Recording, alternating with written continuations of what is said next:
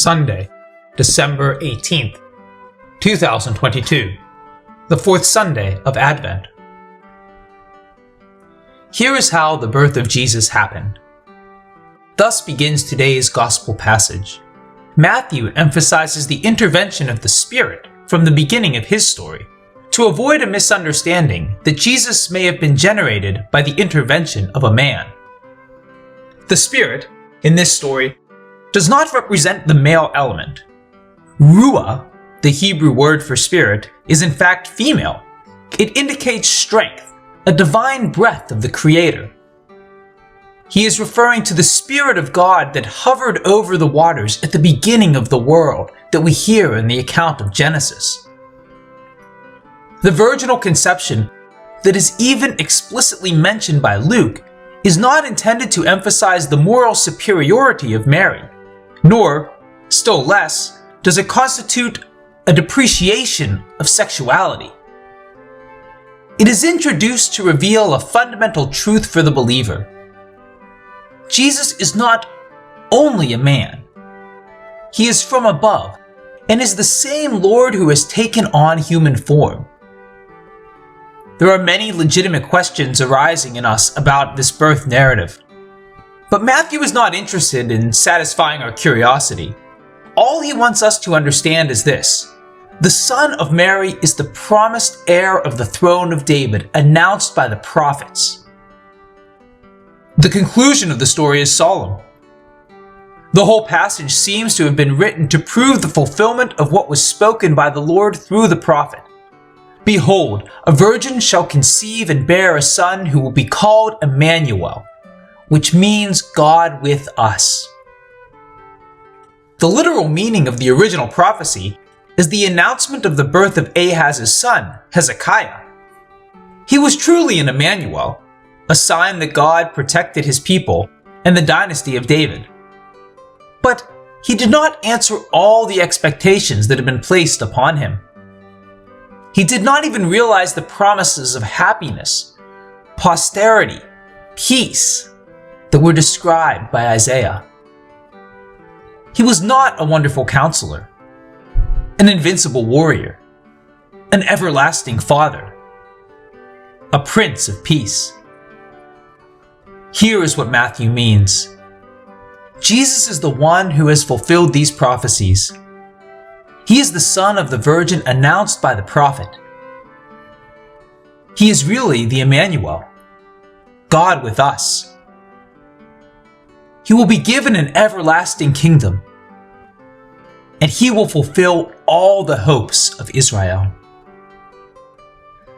Just as in the beginning of the Gospel of Matthew, the theme of Emmanuel also returns at the end of the book with the parting promise of the Lord. Behold, I am with you always, even to the end of this world.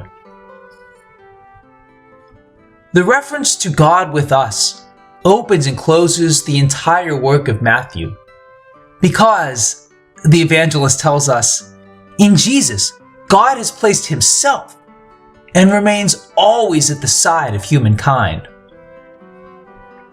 The story also highlights the virginity of Mary. The term virgin in the Bible also assumes a more metaphorical meaning: the person who loves with an undivided heart. Virginity is the symbol of total love for the Lord. It is in this sense that Paul uses the term when he writes to the Corinthians. I share the jealousy of God for you, for I have promised you in marriage to Christ, as the only spouse, to present you to him as a pure virgin.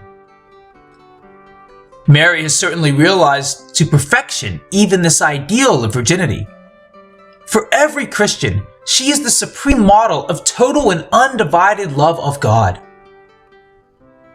Today's reflection will be complete only if we go through the mind of Joseph, who is the protagonist in today's reading.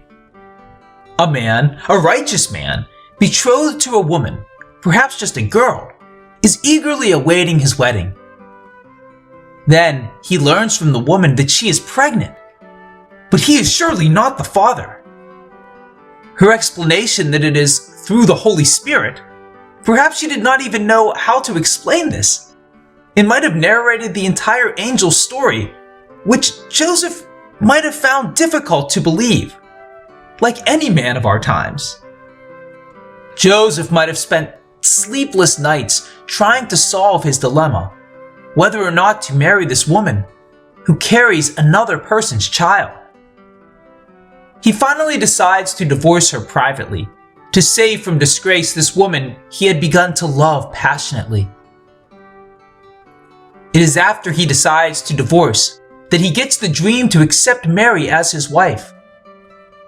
The dream is just a way of narrating how Joseph got advice from God without the mediation from priests or prophets. Here, the dream is not a reference to an unconscious activity in the mind that takes place while a person is asleep, but rather an answer to a question that disturbed Joseph's waking and sleeping hours. In the dream, he recognizes that God's will was to accept Mary and the child. When the will of God was against his decision, he still followed it. The act of Joseph has a lot to teach us about our process of discernment.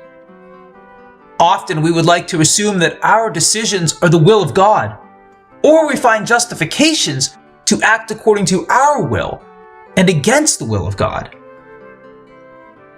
Let us ask this question: what is my process of discerning God's will in all the things that I do?